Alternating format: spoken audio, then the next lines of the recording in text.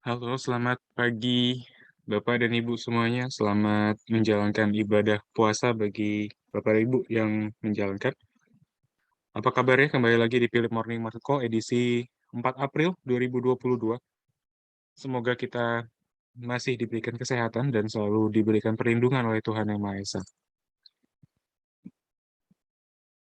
Seperti biasa di Philip Morning Market Call edisi kali ini kita akan coba review pergerakan indeks harga saham gabungan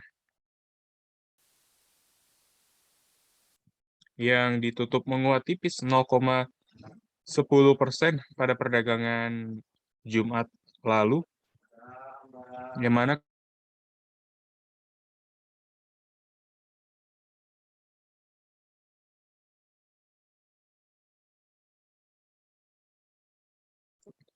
mana pada Jumat lalu indeks juga diwarnai oleh beberapa rilis data ekonomi di regional Asia, salah satunya yaitu Caixin Manufacturing PMI Tiongkok untuk bulan Maret berada di level 48,2 atau yang terendah sejak Februari 2020.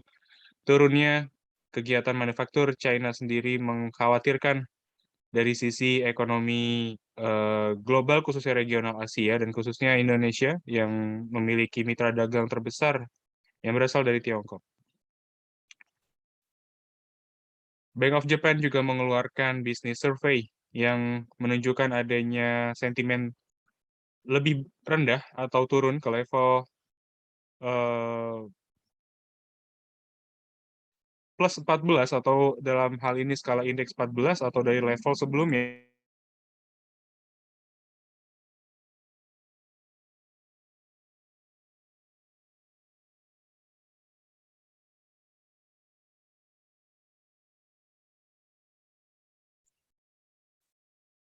menjadi yang terendah di kuartal pertama tahun ini.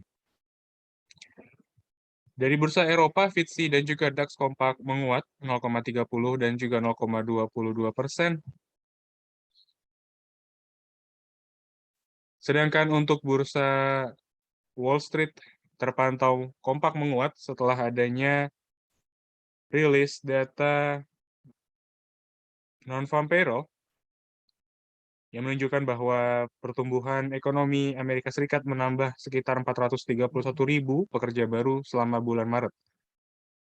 Walaupun hal ini dicatatkan lebih rendah dari capaian bulan sebelumnya, dan sekaligus juga menandakan adanya ekspansi selama 15 bulan atau 15 kali berturut-turut pada lapangan tenaga kerja Amerika Serikat. Dari pasar komoditas, harga minyak mentah dunia kembali turun. WTI dan juga Brent kompak melemah 0,67% dan 0,58% setelah adanya kesepakatan dari anggota International Energy Agency atau IEA yang untuk bergabung dengan langkah Amerika Serikat dalam mengguyur pasar minyak dunia secara global dengan cadangan minyak strategis yang dimiliki. International Energy Agency adalah salah satu lembaga survei energi yang dimiliki oleh Amerika Serikat sehingga beberapa anggota-anggotanya terdiri dari beberapa wilayah bagian atau negara bagian yang memberikan hasil minyaknya terhadap total produksi Amerika Serikat. Sehingga para produsen-produsen di Amerika Serikat sendiri bersiap untuk melepas cadangan strategis yang dimiliki yang sebelumnya pada kesempatan yang lalu tidak dikeluarkan ya karena memang cadangan strategis ini hanya akan dikeluarkan ketika memang pasar dalam negeri Amerika Serikat sendiri benar-benar short atau sangat kekurangan dari sisi supply. Namun adanya ketegangan yang semakin tinggi antara Rusia dan juga Ukraina, di mana yang kita bisa dengar terakhir Rusia sendiri semakin memperketat dan mempersulit supply dari gas alamnya, sehingga beberapa negara Eropa, salah satunya adalah Jerman, saat ini dihadapkan oleh krisis energi, khususnya dari gas alamnya. sehingga Amerika Serikat berupaya untuk membantu negara-negara tersebut dengan mengeluarkan cadangan strategis dari minyak mentah milik Amerika Serikat. Batu bara juga kembali terpantau melemah 0,10%, sedangkan CPO masih juga terpantau melemah tipis 0,19%, sedangkan penguatan terjadi di nikel dan juga timah, yang masing-masing menguat 3,47% dan 4,33%.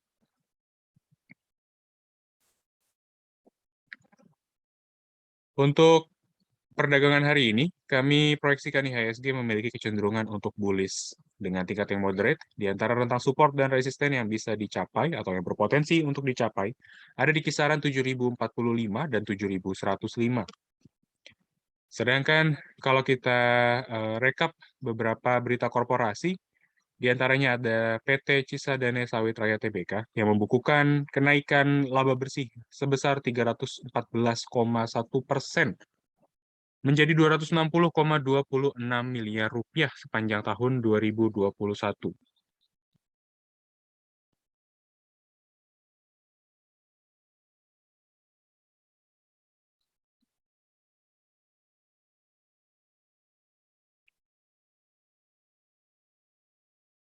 Kenaikan dari laba bersih yang dicatatkan oleh perseroan atau CSRA, salah satunya disebabkan oleh lonjakan pendapatan yang meningkat sebesar 47,5% atau senilai 895,87 miliar di tahun 2021.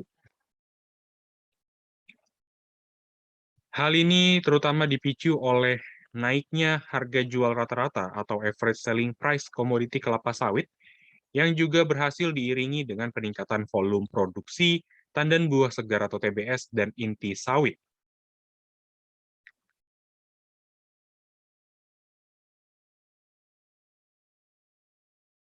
Kemudian ada RALS atau PT Ramayana Lestari Sentosa Tbk yang membukukan kenaikan laba bersih juga signifikan sebesar 222,82% menjadi 170,57 miliar rupiah sepanjang tahun lalu.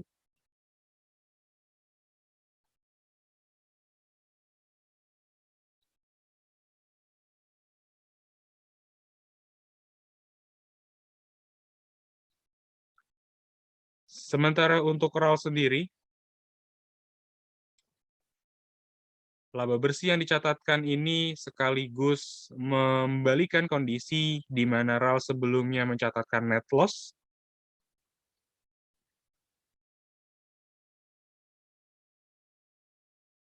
dibandingkan dengan tahun 2020 lalu. Berdasarkan laporan keuangan yang dikemukakan oleh RALS, pendapatan perseroan sepanjang tahun 2021 naik tipis 2,56% dari tahun sebelumnya menjadi 2,59 triliun rupiah. Adapun wilayah yang menjadi sumbangan terbesar bagi penjualan perseroan yaitu terdapat di wilayah Jawa, Bali, dan Nusa Tenggara dengan kontributor terbesar senilai 1,64 triliun. Lonjakan laba bersih ini ditopang oleh tekanan yang bisa diberikan dari sisi beban pokok penjualan yang turun 4,67% secara year on year.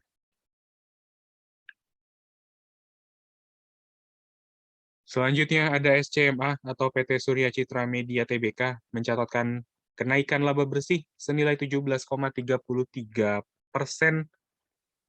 menjadi 1,34 triliun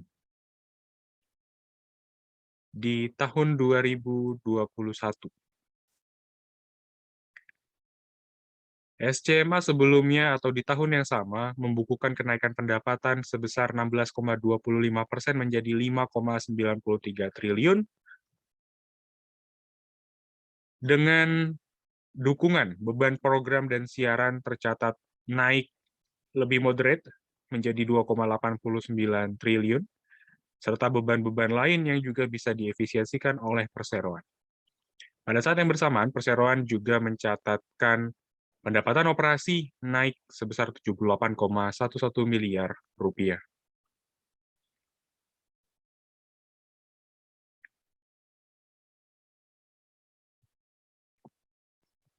Kemudian yang selanjutnya, kita ulas beberapa rekomendasi dari Philips Sekuritas Indonesia, di antaranya ada Bima atau PT Primarindo Asia Infrastructure Tbk, yang mana kalau dari tren terakhir Bima cukup spekulatif dengan adanya penembusan area trendline atas, di mana tren terakhir kita bisa katakan di sini terjadi flag pattern. Dengan begitu, Bima adanya penembusan area trendline atas ataupun penembusan trendline yang dimiliki oleh Bima dapat dikatakan sebagai awal dari pengakhiran fase flag sendiri.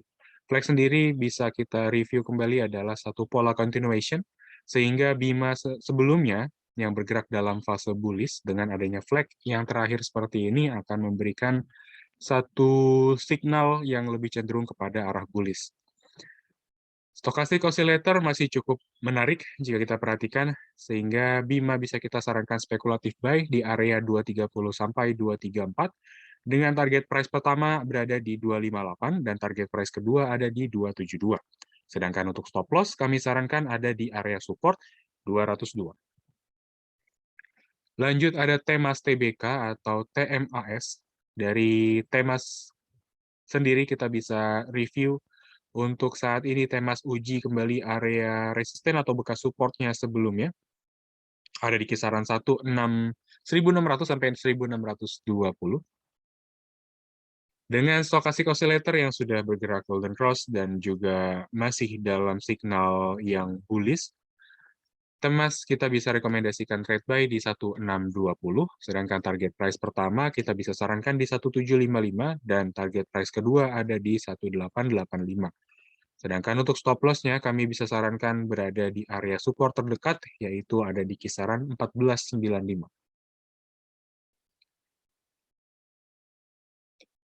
Kemudian ada KRAS atau Krakatau Steel Persero Tbk. KRAS dari pergerakan terakhir uji dua area dynamic support, yaitu di EMA 34 serta trendline atas. Dengan begitu, kami rasa KRAS bisa diperhatikan dulu.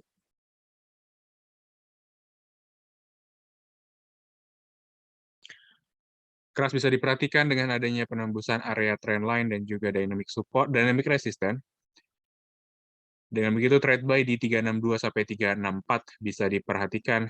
Target price pertama yang bisa kita sarankan ada di 382, sedangkan target price kedua ada di 390.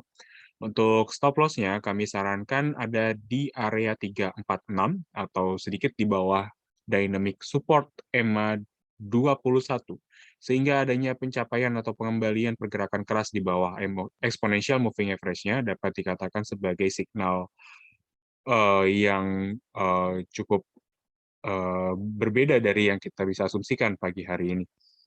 Jadi yang bisa diwaspadai adalah pembalikan atau kembalinya pergerakan keras di bawah area exponential moving average.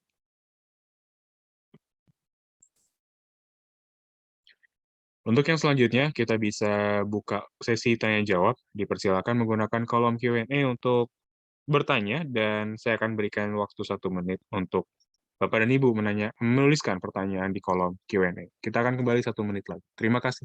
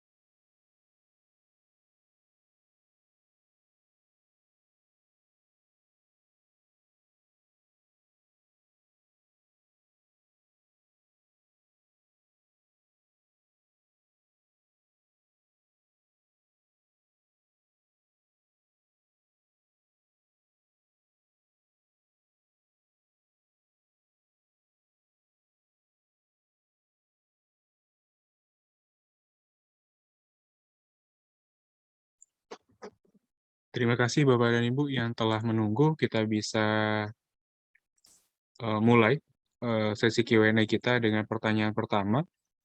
Ada dari salah satu Bapak dan Ibu. Untuk Sido dan juga BTPS, kalau mau beli di harga berapa? Kita coba lihat terlebih dahulu untuk Sido, sorry. Kalau mau beli di harga berapa? Kami rasa Sido setelah adanya pembagian dividen kemarin ya, ex-date-nya itu 8, sorry, dia masuk cum-date ya, dan kemudian ex-date-nya itu ada di tanggal 8 April 2022. Kami rasa baiknya coba ditunggu terlebih dahulu ya. Sebenarnya Sido ini juga punya tren yang cukup baik sebenarnya. Dia masih dalam range bullish. Kalau kita bisa gunakan atau kita ukur exponential moving average 90 hari, beberapa momen dia sempat breakout EMA 90, tapi nggak begitu jauh dia akan meninggalkan EMA 90, dan setelahnya dia kembali lagi bergerak di atas exponential moving average-nya ya. Sehingga untuk ya beberapa momen pembagian dividen dapat dikatakan di sini juga ada satu reaksi ya atau penurunan dari harganya setelah adanya pembagian dividen. Di beberapa momentum ya, di sini Bapak dan Ibu bisa lihat adanya kecenderungan turun setelah adanya pembagian dividen. Sehingga kita bisa sarankan coba perhatikan area exponential moving average atau area support yang bisa kita tarik dari Fibonacci retracement. Kalau saya gunakan kembali Fibonacci retracement-nya, ada dua support sebenarnya. Yang pertama ada di 940, sama yang paling jauh mungkin ya, yang bisa kita gunakan juga sebagai area stop loss ada di kisaran 905. Jadi, iya memang kalau bisa kita cermati dulu di sini. Kalau bisa kita cermati di sini ada momentum dia bagi dividen, kemudian dia turun. Cenderung ya, cenderung bearish. Dan ya memang tidak hanya Sido saja, tapi beberapa emiten lain juga yang membagikan dividen memiliki kecenderungan untuk terkoreksi terlebih dahulu. Di sini dia coba tembus area EMA 90, kemudian dia nggak begitu lama berada di bawah EMA 90-nya ya. Kemudian di sini juga dia bagi dividen, kemudian kecenderungan dia turun. Sebenarnya kalau bisa kita perhatikan di sini adalah area support klasik di sini akan menjadi area penahan juga pada akhirnya. Di sini area support ya. Kalau kita sedang perhatikan ya Sido di momen seperti ini, mungkin katakan di sini adalah momen terakhirnya.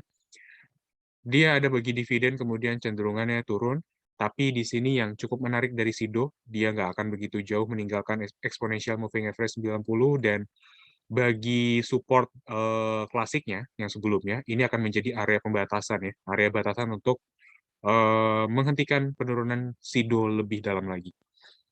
Seperti itu. Dan kalau misalkan kita lihat di sini juga ada bagi dividen, yang mana kalau kita bisa ukur dari swing low dan juga swing high-nya terakhir, dia ada area penahanan di kisaran 0,5 sampai 0,618 Fibonacci retracement. Sehingga kita bisa gunakan lagi kembali 0,18 sebagai area support, dan area support klasik kami rasa ini cukup jauh. Jadi mungkin dua area support 940 sampai 905 adalah area yang sangat layak untuk ditunggu oleh Bapak dan Ibu yang ingin coba melirik saham Sido kembali. Lanjut untuk BTPS, mau beli di harga berapa kalau misalkan pergerakan terakhir seperti ini? BTPS kami rasa ada baiknya ditunggu aja dulu Bapak dan Ibu, karena kita mewaspadai adanya pengakhiran dari fase sebelumnya. Di sini ada fase bullish, tapi setelahnya cukup rapih BTPS. Kita bisa lihat di sini adanya penurunan ataupun tren yang lebih cenderung kepada arah bearish. Sehingga kita bisa sarankan mungkin coba dijauhkan dulu aja ya BTPS. Apa yang bisa kita dapat dari BTPS?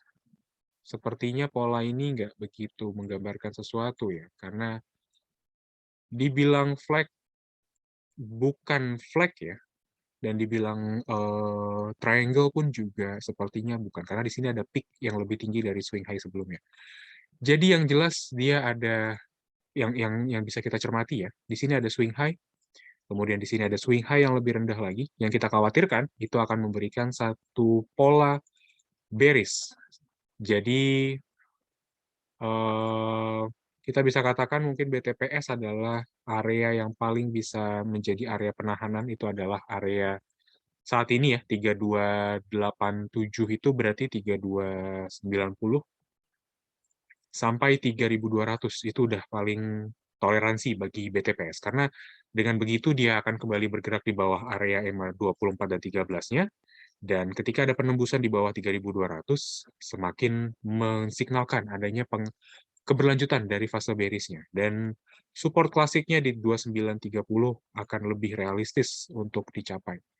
Jadi kami rasa BTPS memiliki potensi untuk buy yang belum begitu menarik sampai saat ini.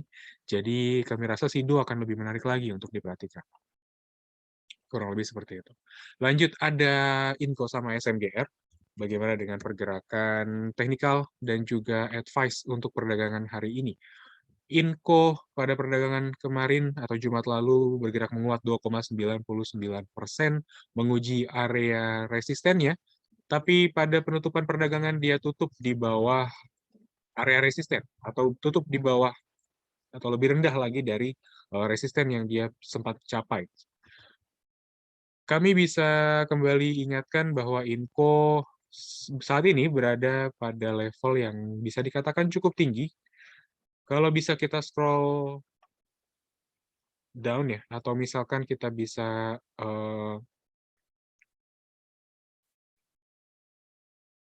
lihat kembali, perhatikan pergerakan-pergerakan terakhir di mana Vale ini memang mencapai titik tertingginya dalam kurun waktu sejak tahun 2009 ya. Sejak penurunan di tahun 2008 atau pencapaian yang tertinggi di tahun 2007, level 7.050 adalah level yang paling tinggi yang dicapai oleh Inco. Sehingga dengan begitu kami rasa ini adalah area yang bisa kita tunggu aja dulu, karena memang secara historis kita belum bisa nilai lebih baik lagi. Apakah Inco bisa tembus di atas 7.050?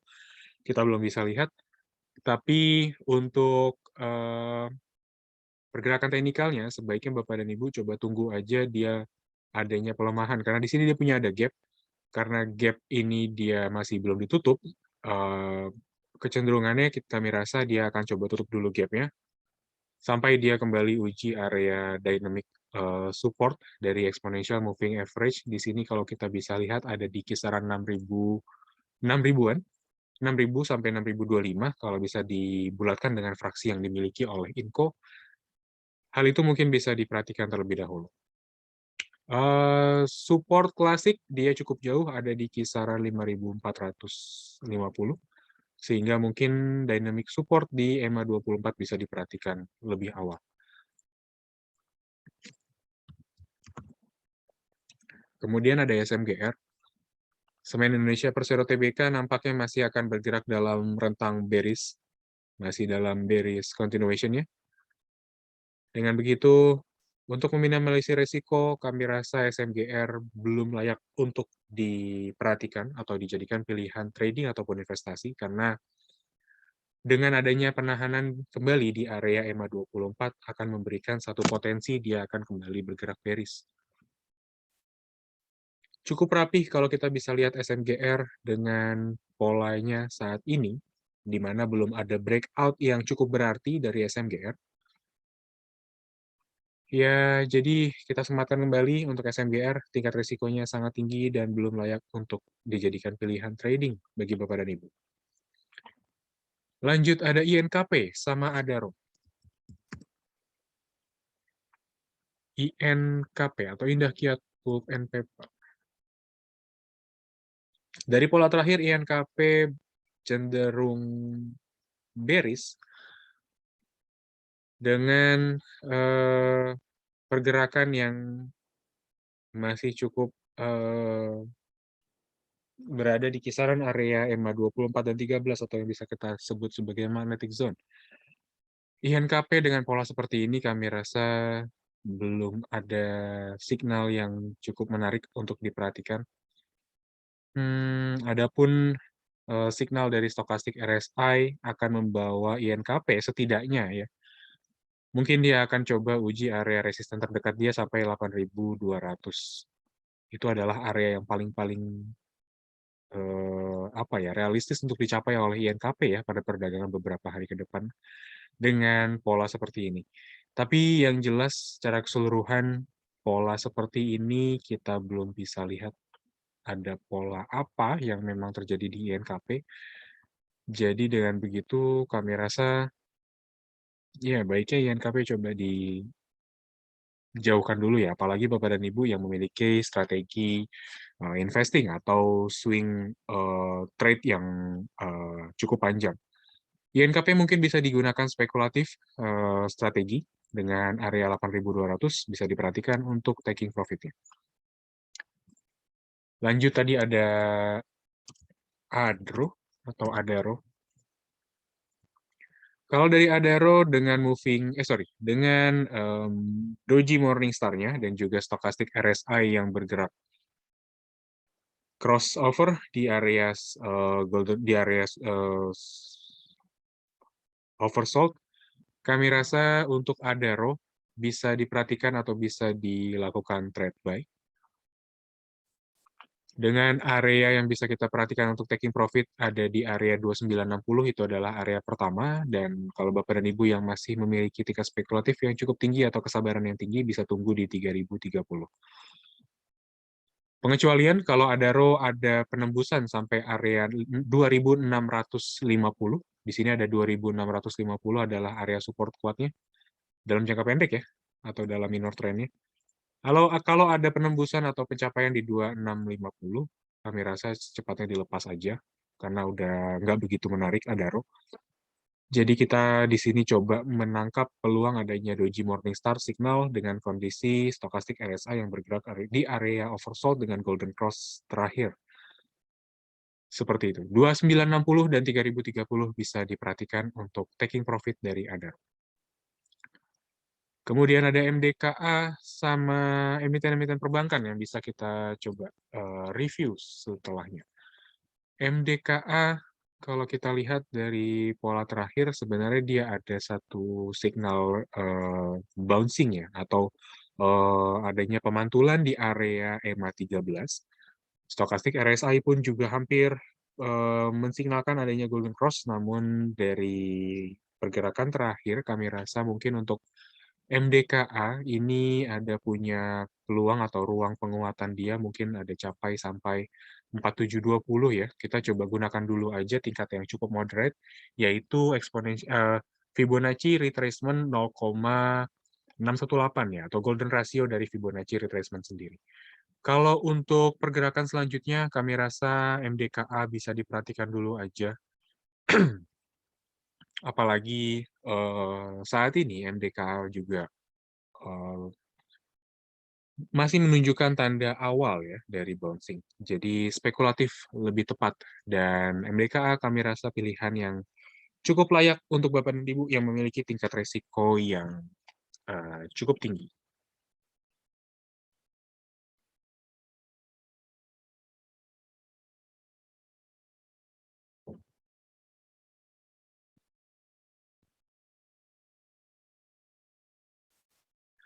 Lanjut kita bisa review BBCA dan juga BMRI serta emiten-emiten himbara lainnya yang cukup besar ya. Mungkin di sini kita coba ulas dulu salah satu perbankan swasta terbesar, BBCA. Kalau dari BBCA kami rasa pola sampai saat ini masih cukup baik untuk di hold, apalagi Bapak dan Ibu yang memiliki momen saat ini. Kemarin kita sempat, saya masih sempat ingat ya, ada rekomendasi yang setelah BBCA itu breakout, kita bisa rekomendasikan di area ini. Kemudian, kalaupun Bapak dan Ibu yang masih bisa hold, kami bisa sarankan untuk tetap hold dengan area support.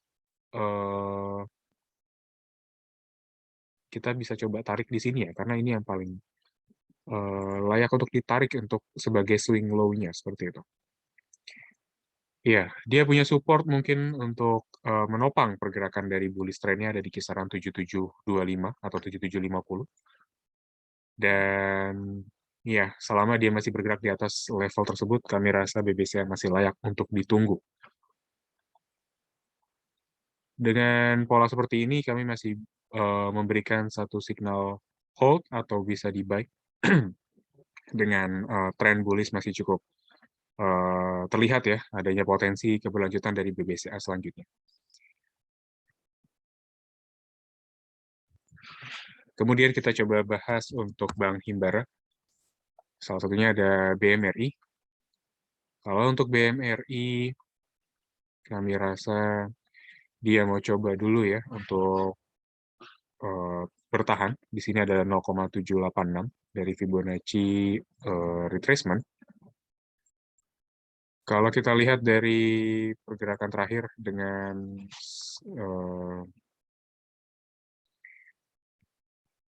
Fibonacci yang saat ini bisa kita lihat ya, mungkin dia punya support ada di kisaran 7750.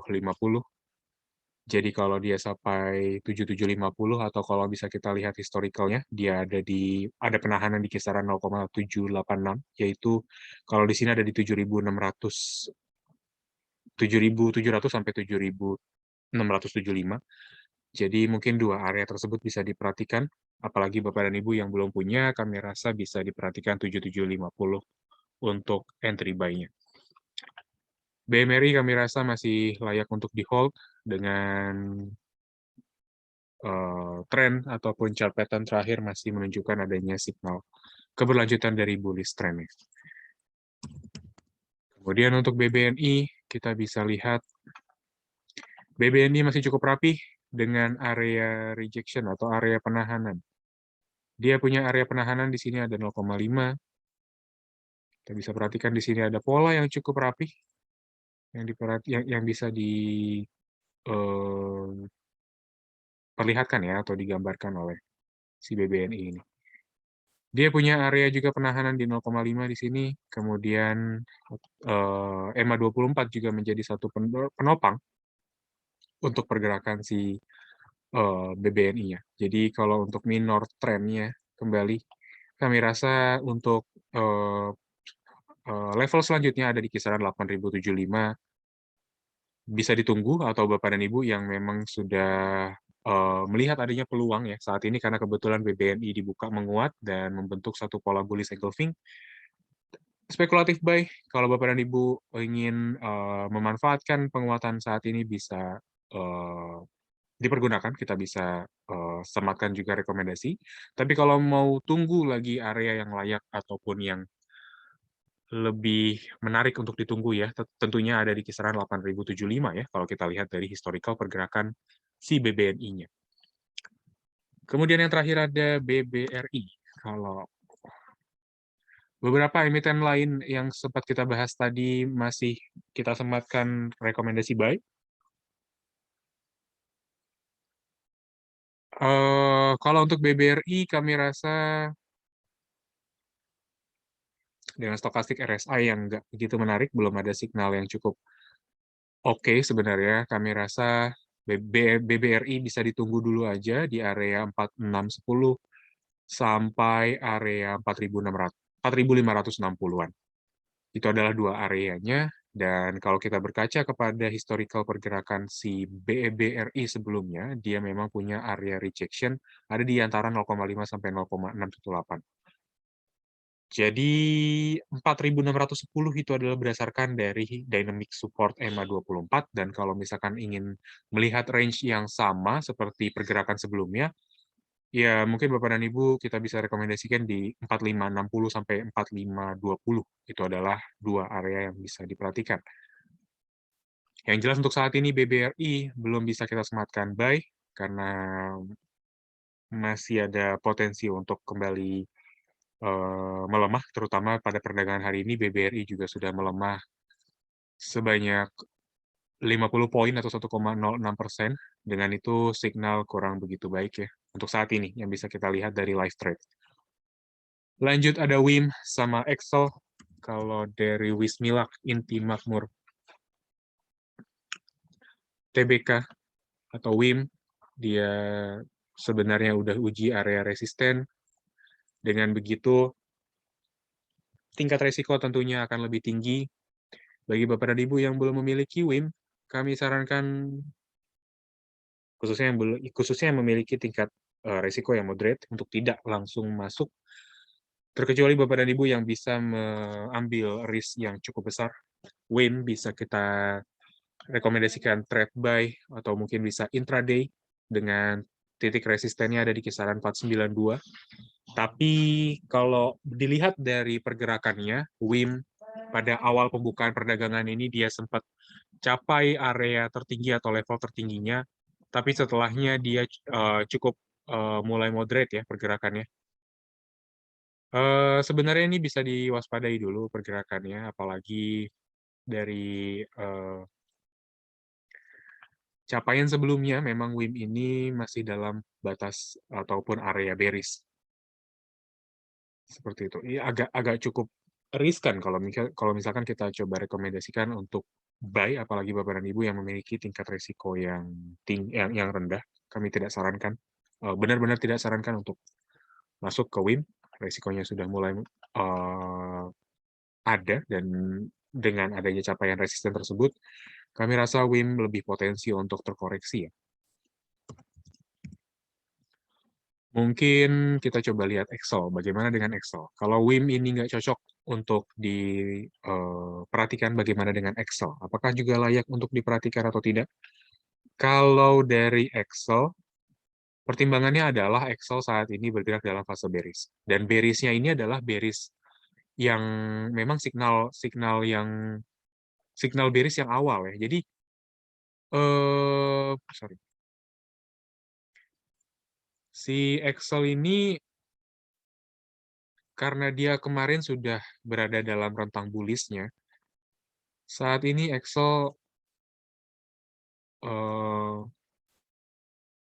dapat dikatakan bergerak dalam area reversal ya, bearish reversal, mengakhiri fase bullish-nya sebelumnya yang terjadi sejak bulan Mei tahun 2021 lalu, dengan adanya penembusan di bawah area EMA 90, ini adalah signal yang nggak begitu baik ya. Apalagi di sini ada crossingan di antara EMA 24 dan 13 dengan EMA 90. Dengan begitu, EMA 90 bergerak di atas EMA 24 dan 13, signal yang kurang baik, karena biasanya EMA 90 atau formasi seperti ini, EMA 90 di atas EMA 24 dan 13 itu adalah pola atau area bearish.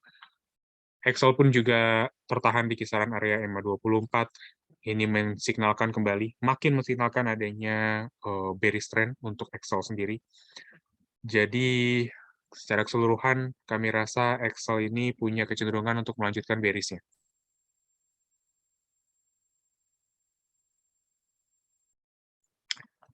Namun di sini Excel punya satu candle bullish ya. Walaupun kita masih perlu tahu ya untuk memastikan adanya candle bullish ini apakah masih bisa bertahan atau tidak.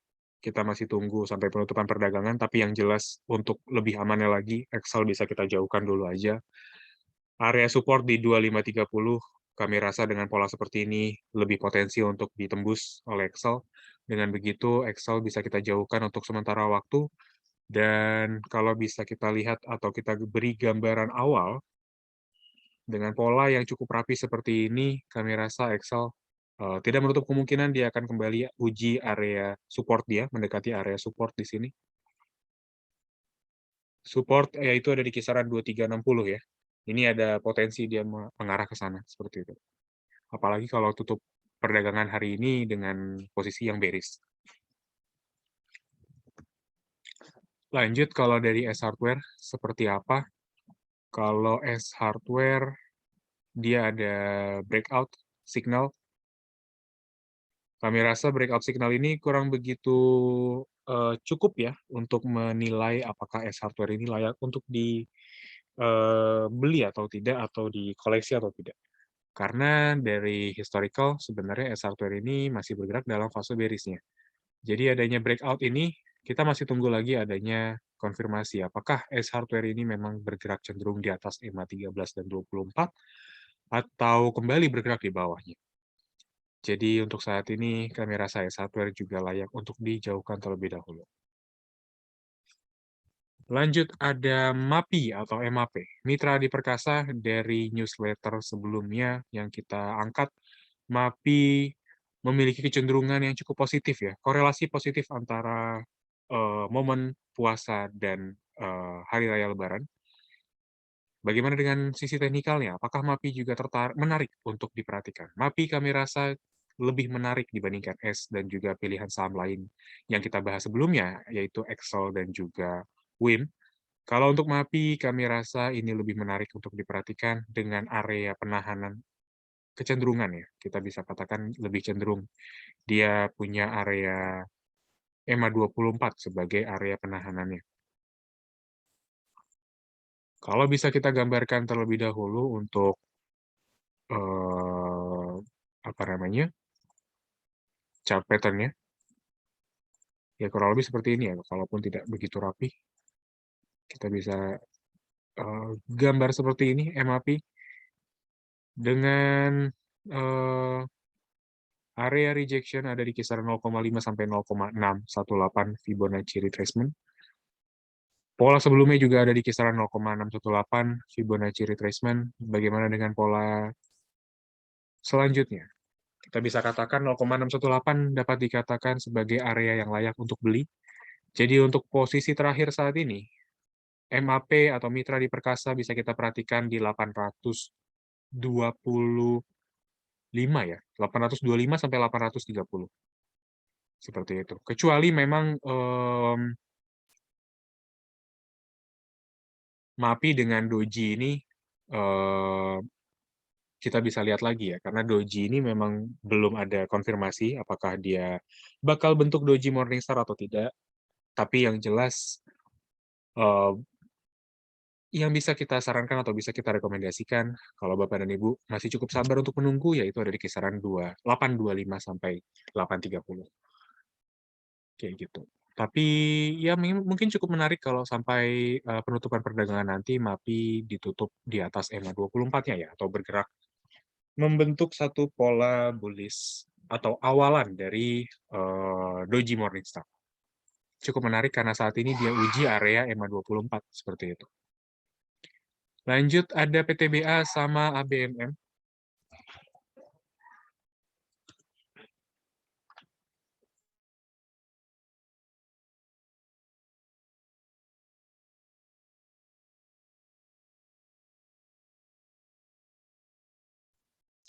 Kalau untuk PTBA saat ini sama seperti Adaro tadi ya, bisa kita sarankan untuk spekulatif buy.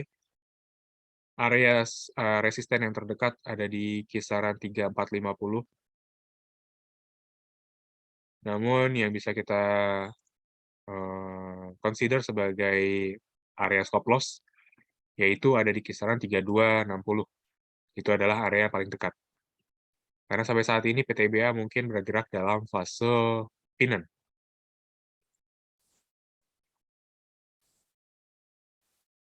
Pola pinnen saat ini dibentuk oleh PTBA sehingga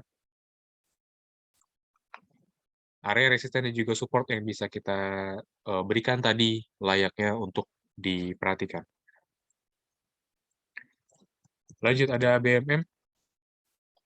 Kalau dari ABM Investama TBK atau ABMM, kami rasa setelah adanya doji dan juga penurunan dari sisi volume, indikator, kami rasa ABMM layaknya untuk dijauhkan. Stokastik RSI juga mendekati area atau bergerak sudah di area overbought. Jadi kami rasa ABMM mungkin cobanya dilepas saja dulu ya kalau yang sudah punya. Dia juga kebetulan tertahan di kisaran area 0,618 Fibonacci retracement, ada di kisaran 1815. Jadi Bapak dan Ibu yang sudah punya ABMM sebelumnya, baiknya dilepas. Kita bisa sarankan di 1815 kembali, atau mungkin di current price saat ini 1790 bisa dilepas untuk kepemilikan dari ABMM. Beberapa indikator lebih mengarahkan kepada pola pengakhiran dari fase bullish sebelumnya. Kemudian ada pertanyaan dari Antam dan juga Bukalapak.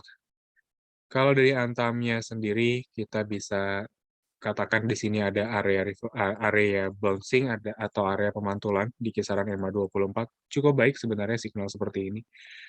Namun yang bisa kita perhatikan adalah apakah Antam bisa tetap bergerak di atas EMA 24-nya. Karena kalau misalkan dia setidaknya ya, kalau dia kembali tembus di bawah 24.20 aja, itu udah signal kurang baik sebenarnya, kalau bisa kita katakan. Antam punya area eh, gap, dia punya ada area gap di antara 2.800 2.830 itu adalah emotional resistance yang bisa kita gunakan untuk melihat apakah Antam masih potensi untuk menutup gap-nya terlebih dahulu. Jadi mungkin sebagai awalan kita bisa sarankan juga untuk spekulatif buy, tapi tetap perhatikan dua area support, apalagi kalau dia tembus di bawah 2410, 2420 sampai 2410 itu layaknya untuk mulai diwaspadai ya. Lanjut ada Bukalapak tadi yang belum kita bahas. Kalau untuk Bukalapak, saya rasa sih Bukalapak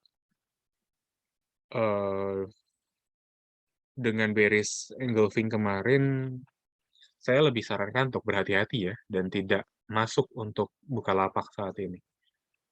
Dengan bearish trend yang masih cukup rapih dan masih terus terjadi di Bukalapak, tidak ada salahnya untuk dijauhkan. Karena yang selanjutnya kami rasa dengan support dia di kisaran 258 ini lebih potensi untuk dicapai karena sebelumnya memang area-area support yang dimiliki oleh Bukalapak selalu ditembus ya. Jadi waspadai adanya penembusan area support kembali dari si Bukalapak ini. Kemudian ada pertanyaan mengenai INDF dan GGRM.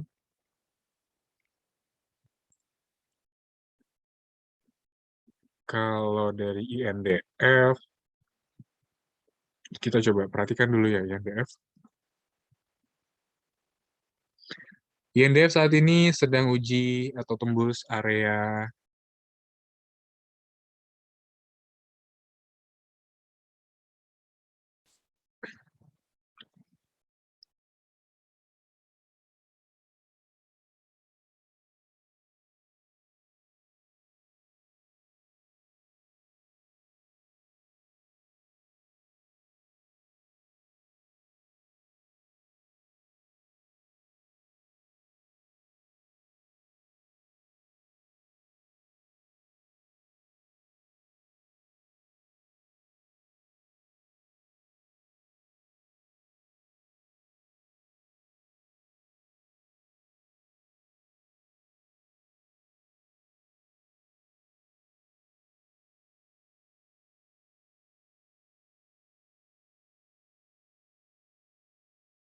kalau untuk INDF, kita bisa beri rekomendasi untuk diperhatikan terlebih dahulu aja, karena INDF baru awal dari breakout ya di EMA 24, sehingga ya kami rasa mungkin INDF baiknya diperhatikan dulu, karena memang dia masih dalam fase bearish, dan secara historical dia punya area penahanan di kisaran EMA 24.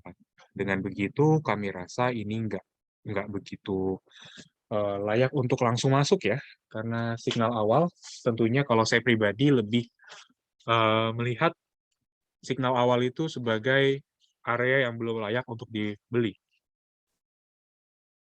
Dengan begitu INDF bisa kita perhatikan kalaupun dia punya area rejection atau area penahanan di kisaran 6.000, kalau dia masih spekulatif di sana, kita bisa sematkan spekulatif buy. Dengan catatan kalau dia kembali bergerak tembus di bawah 5950, Bapak dan Ibu perlu waspada adanya keberlanjutan dari fase bearish-nya. Cukup tricky sebenarnya kalau kita mau main di saham-saham yang baru mulai breakout. Itu sebabnya kalau saya pribadi lebih menyarankan untuk tunggu aja dulu pergerakan kurang lebih 1 minggu, sembari melihat adanya penahanan di area berapa. Apakah dia tertahan di atas area exponential moving average yang sebelumnya dia breakout, atau bahkan sebaliknya, dia kembali bergerak di bawahnya lagi sehingga akan memberikan signal adanya continuation dari pola-pola sebelumnya. Oke, yang selanjutnya ada GGRM. Kalau dari GGRM juga sama, dia punya area penahanan EMA 90 yang tidak kita ragukan lagi, karena di sini ada rejection EMA 90, di sini juga ada setelah adanya kenaikan yang lonjakan yang tinggi, dia dilanjutkan dengan auto reject bawah yang membawa dia kembali di bawah EMA 90 dan EMA 24-nya. Kami rasa GGRM sudah selayaknya dilepas. Kalau yang sudah punya, kalau yang belum, jangan masuk. Harum dan Unilever adalah pertanyaan selanjutnya.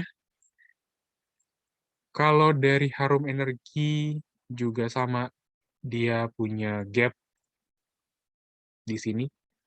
Tapi gap ini juga sebenarnya kita belum bisa pastikan kapan akan ditutup, tapi yang jelas ini potensi sekali untuk ditutup, Harum. Yang menjadi kekhawatiran atau yang menjadi masalah adalah kalau kita mau masuk, apakah Harum masih akan kembali turun dan memberikan kita potensial loss dulu sebelum adanya penutupan gap, ataukah pola seperti ini atau tren seperti ini sudah menjadi batasan yang paling rendah untuk Harum sendiri. Kalau Harum, kami rasa untuk dua area yang bisa kita nilai adalah 10.150, itu adalah support yang bisa kita gunakan lagi sebagai area support ataupun stop loss paling rendah kalau Bapak dan Ibu yang memiliki tingkat support atau stop loss yang rendah, tidak begitu tinggi ya resikonya. Kalau kita bisa lihat dari Fibonacci retracement, kita tarik aja dari secondary trend, dia punya area memang di kisaran 10.150 ya, tepat di kisaran 0,618. Jadi, ya mungkin antara bisa ditunggu di 10.150 atau bisa gunakan 10.150 sebagai area stop loss. Seperti itu kurang lebih.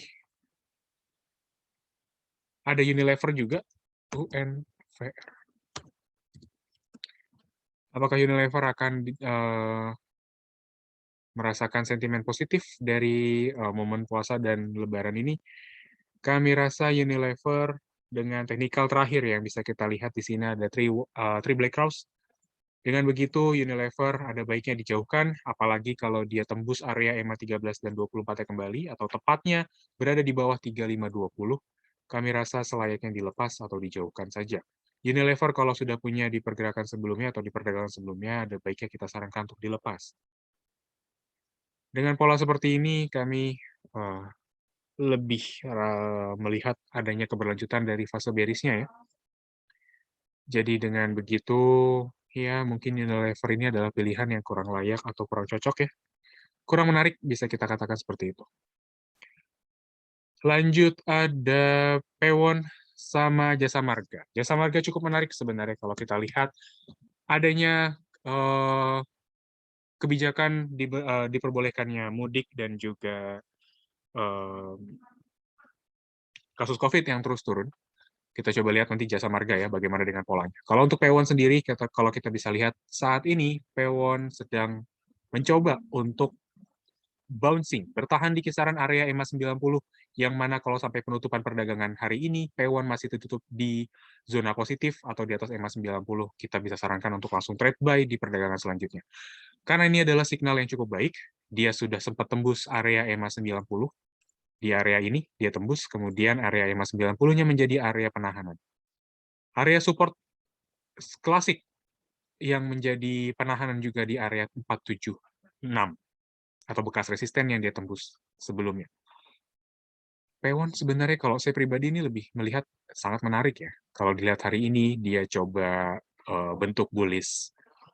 Bullishnya ini mungkin lebih kepada Morningstar aja ya, bukan piercing line. Dan stokastik RSI juga sudah menarik. Saya rasa mungkin Pewon ini salah satu pilihan emiten di pagi hari ini yang sangat menarik ya. Bisa diperhatikan area 505 sampai area 530. Kalau pola seperti ini, kami rasa 530 cukup berani kalau kita bisa rekomendasikan Pewon. Oke, polanya masih cukup oke. Polanya sangat menarik. Dari chart pattern, oke. Kalau dari rejection dia sebelumnya ada di rejection di Fibonacci retracement 0,5. Kalau dari pola terakhir, saat ini dia juga ada bouncing di area 0,5 sampai 0,6.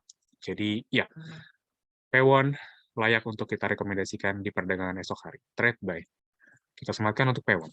Selanjutnya untuk JSMR. Bagaimana dengan jasa marga? JSMR juga cukup oke dengan adanya penembusan area EMA 90. Kita bisa lihat apakah JSMR bisa tertahan di kisaran di atas EMA 90-nya atau tidak. Dengan begitu area 3.710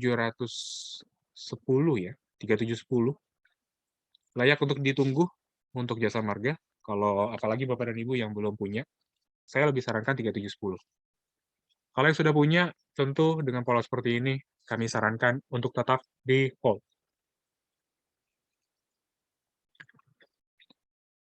Waspadai kalaupun jasa marga tembus di bawah 3660. Kalau udah ada 3660 tembus, kembali kita sarankan untuk coba dipertimbangkan batasan risiko yang Bapak dan Ibu miliki. Kurang lebih seperti itu Bapak dan Ibu untuk Philip Morning Market Call edisi 4 April 2021. Kami ucapkan terima kasih atas segala atensi dan juga pertanyaannya.